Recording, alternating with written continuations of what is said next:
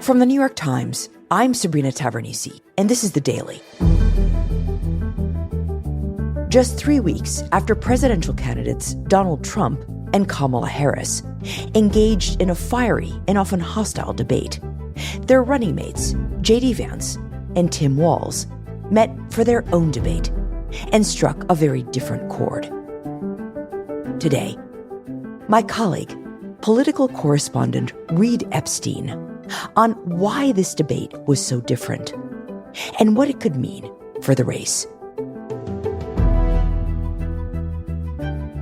It's Wednesday, October 2nd.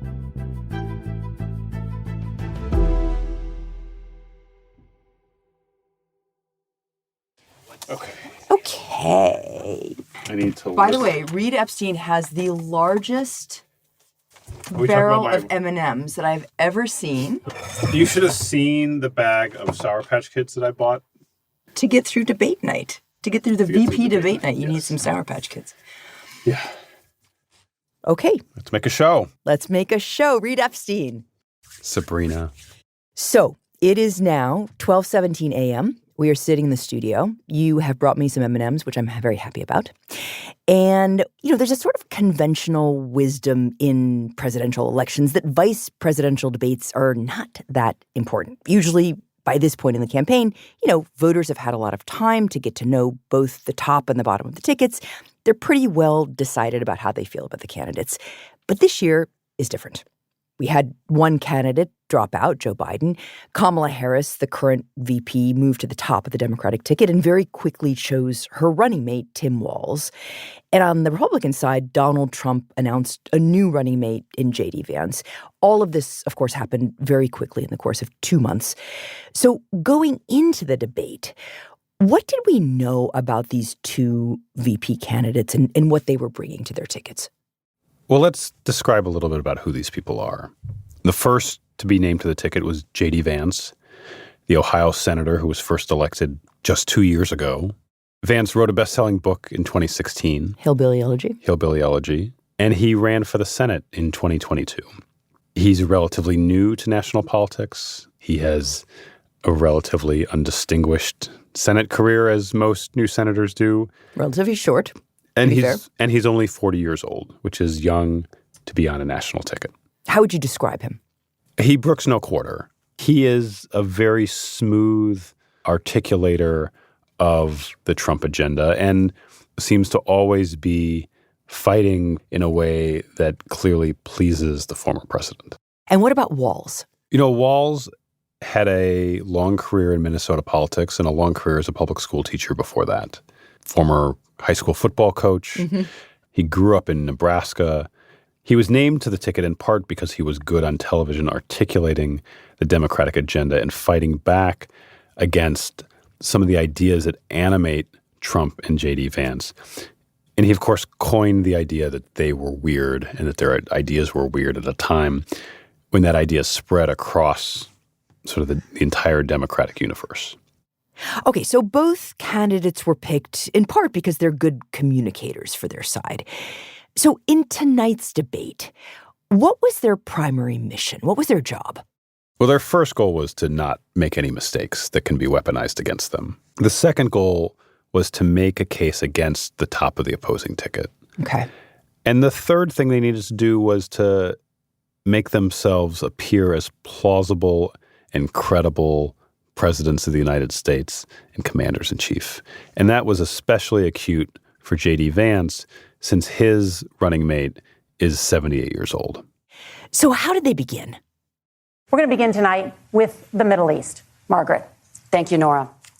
So the first question was about the conflict in the Middle East between Israel and Iran. Governor Walz, if you were the final voice in the Situation Room, would you support or oppose a preemptive strike by Israel on Iran? You have 2 minutes. Well, thank you. And thank you for those joining at home tonight. Let's keep. And Tim Walz did not sound at all sure of himself in his answer.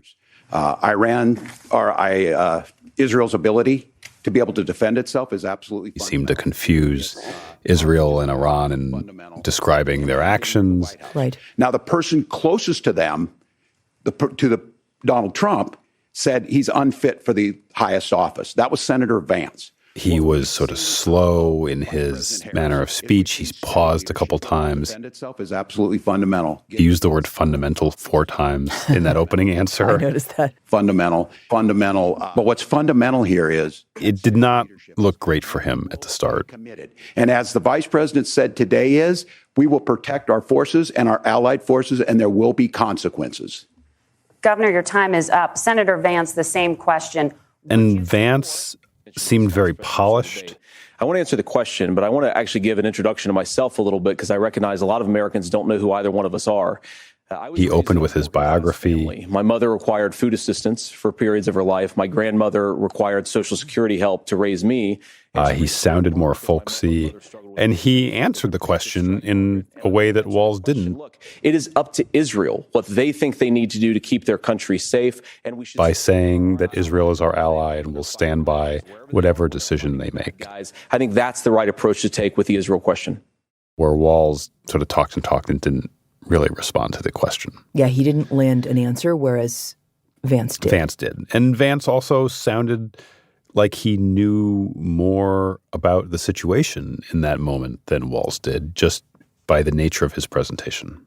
Well, to that point, The economy is a top concern for voters. one of the first issues that really popped for me was this issue of the economy. And Vance kind of comes out of the gate and really just does this thing that Trump failed to do in the debate with Harris, which is, put his finger on this idea that the working class had been shafted by the political class in the United States. Right. Now, Donald Trump's economic plan is not just a plan, but it's also a record.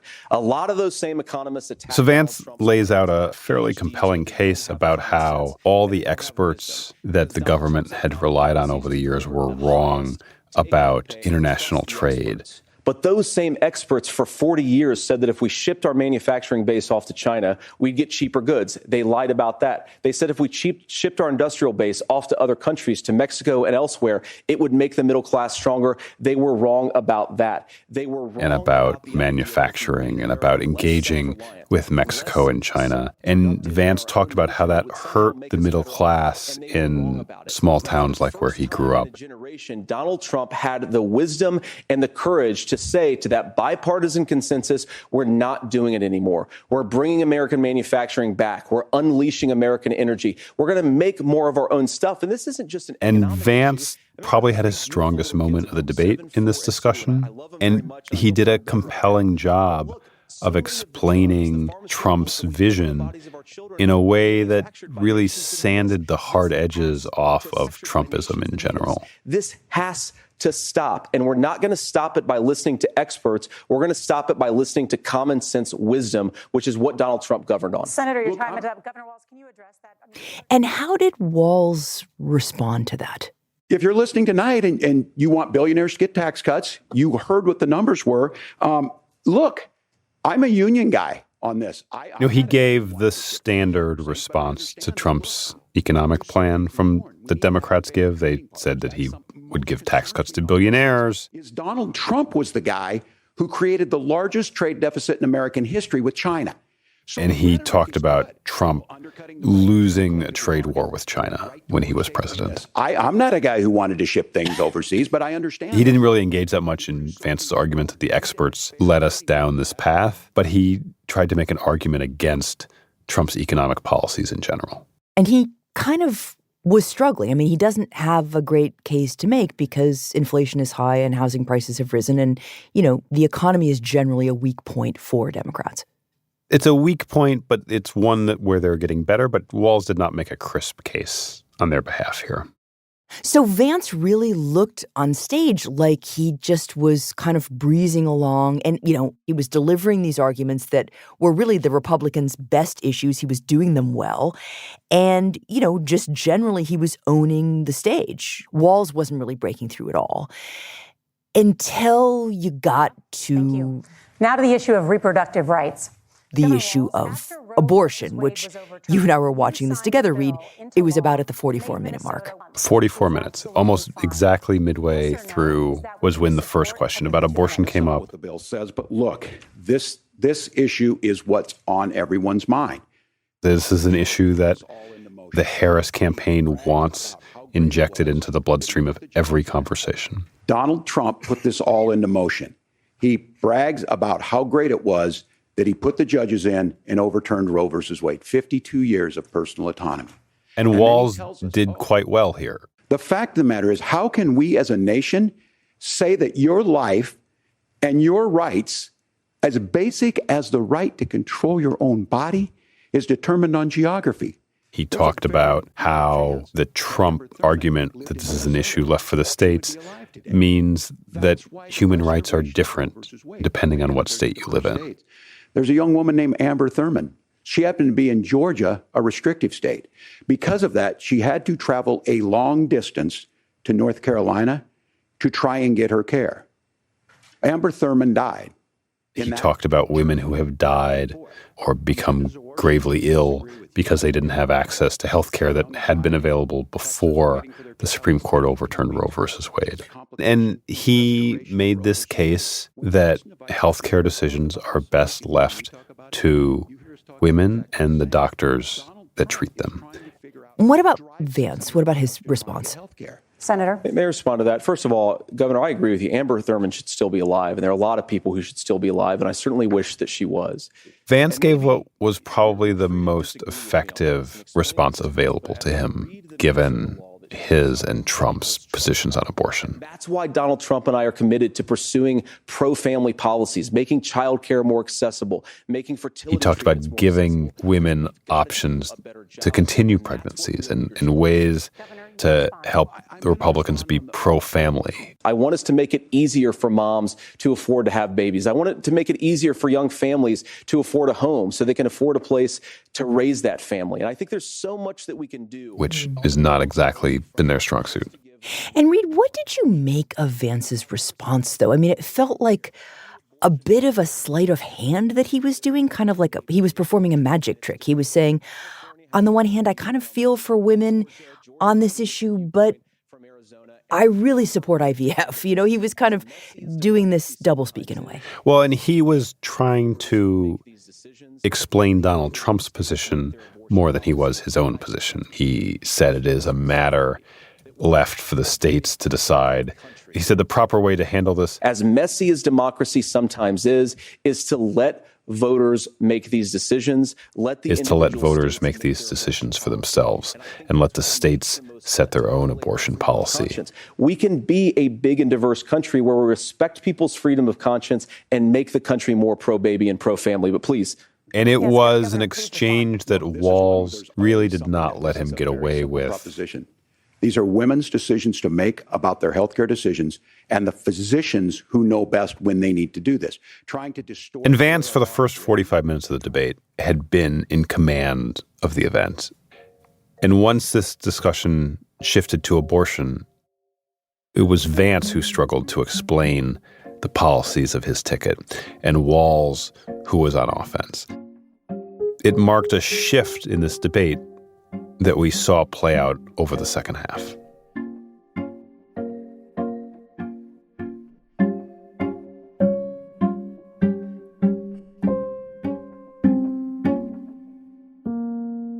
We'll be right back.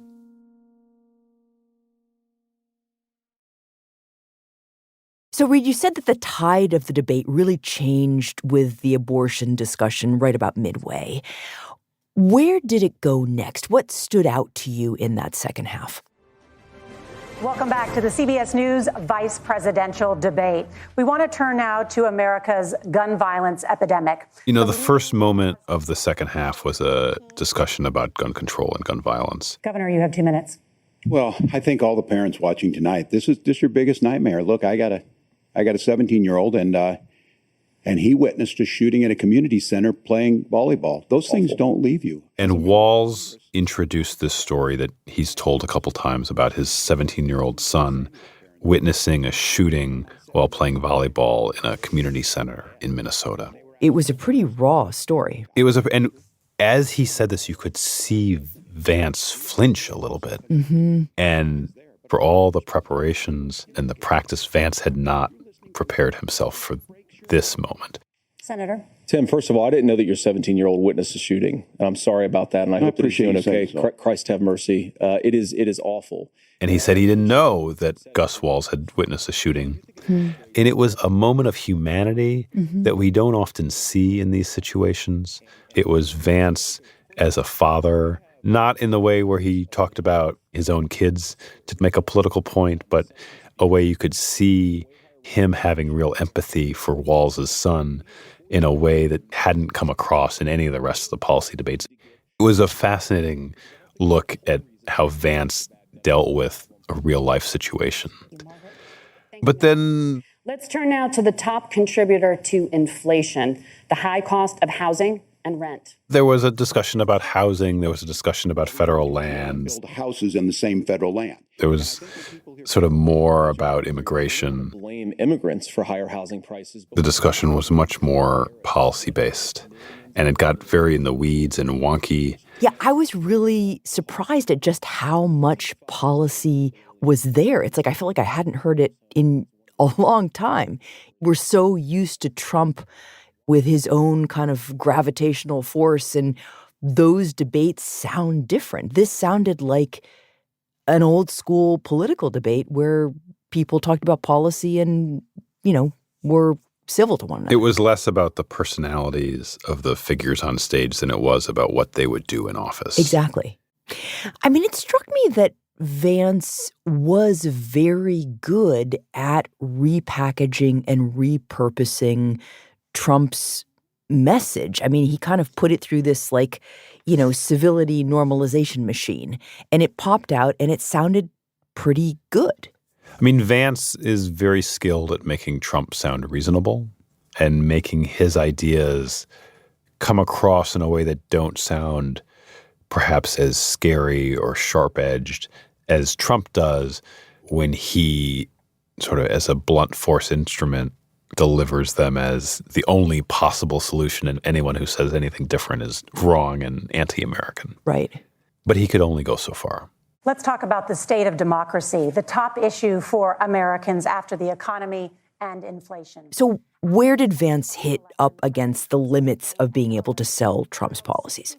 In the same place that a lot of Republicans find themselves at odds with reality, and that's the 2020 election. Senator Vance, you have said you would not have certified the last presidential election. Would you again seek to challenge this year's election results? He was asked if he would seek to challenge this year's presidential election results, even if every governor in America certifies them at the state level. Look, what President Trump has said is that there were problems in 2020, and my own belief is that we should fight about those issues, debate those issues peacefully in the public square. And Vance tried to pivot. And it's Kamala Harris saying that rather than debate and persuade her fellow Americans, she'd like to censor people who engage in misinformation.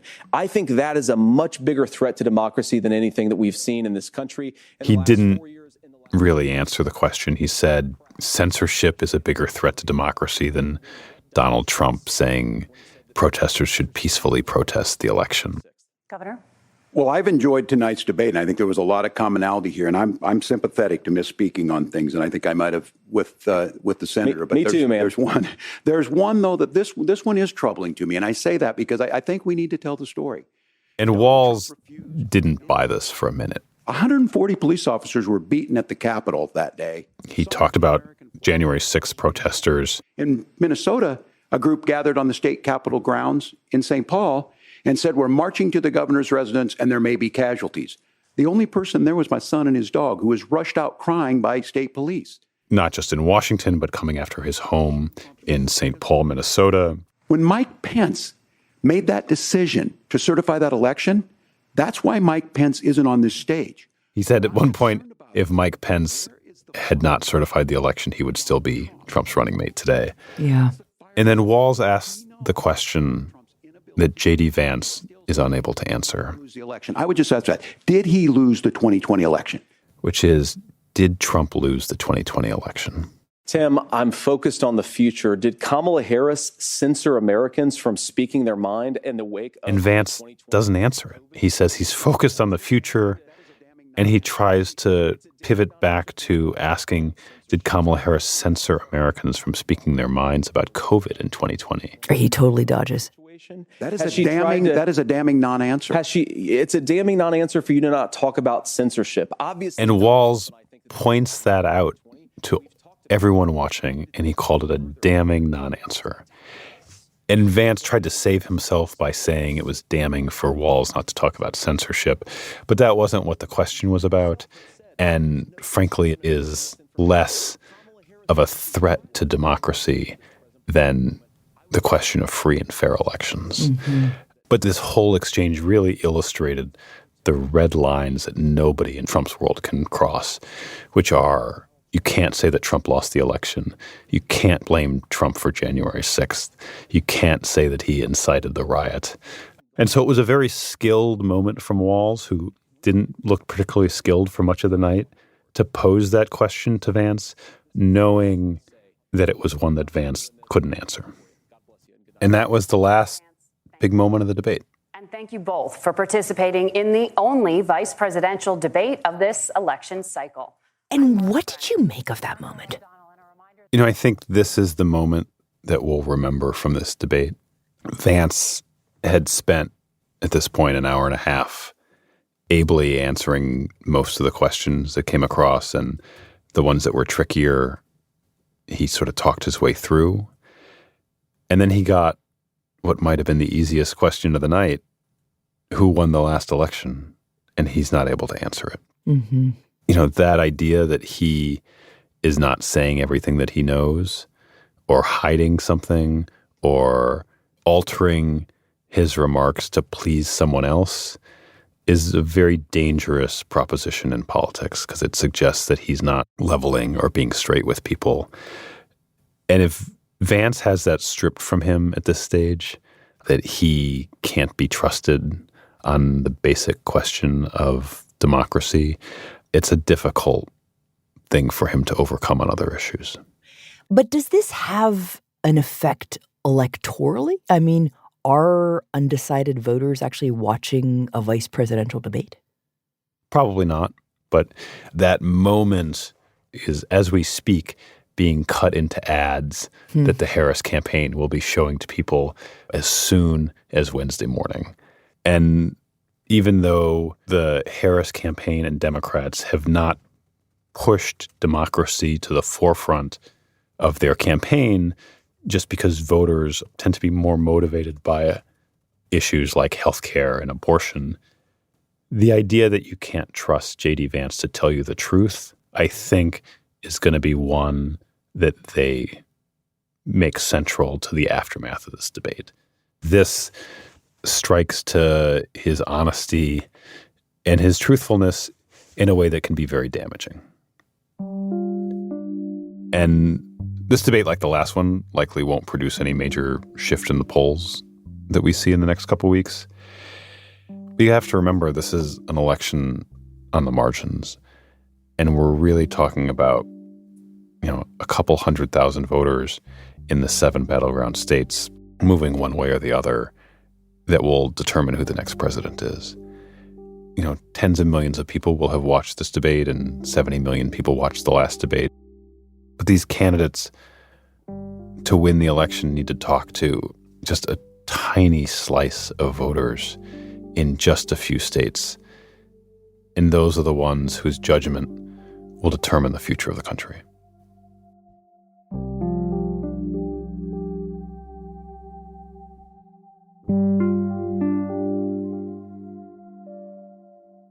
Reid, it's late. It's very late. Thank you for talking. I'm going to bed. Good night. Good night.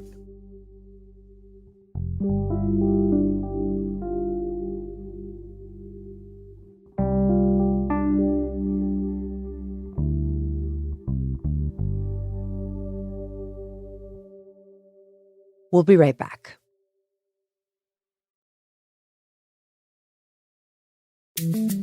Here's what else you should know today. On Tuesday, Iran fired about 180 ballistic missiles at Israel in what it called a retaliation for Israel's surprise assassination on Friday of Hassan Nasrallah, the leader of Hezbollah, a group that is backed by Iran. The killing of the longtime foe of Israel and the United States shocked the Middle East and was seen as a major victory for Israel. The missile attack sent millions of Israelis into bomb shelters, but appeared to inflict little damage. Above all, the airstrikes upended the assumption among Israelis that the country's increasingly brazen approach toward Iran and its allies would deter Iran from attacking Israel. And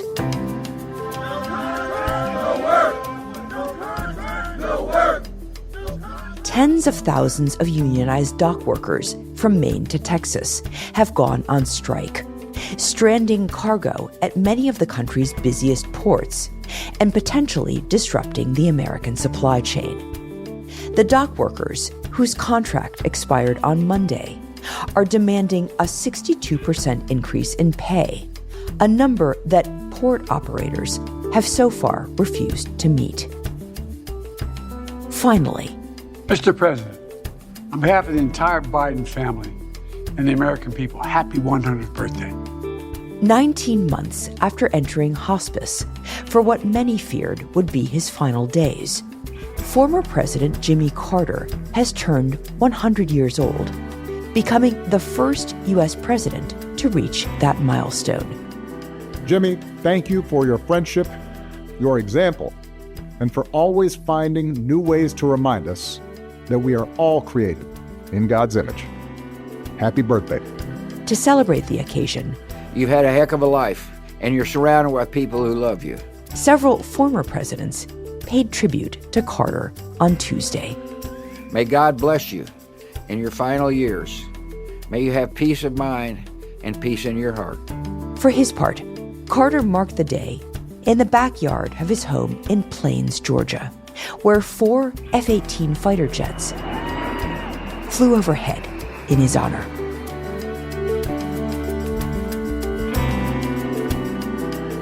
Today's episode was produced by Stella Tan, Olivia Natt, Will Reid, and Alex Stern, with help from Mouj Zaidi. It was edited by Devin Taylor.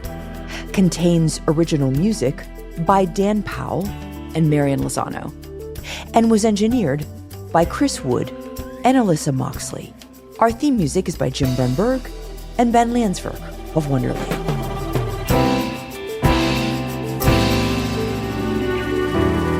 That's it for The Daily. I'm Sabrina Tavernisi. See you tomorrow.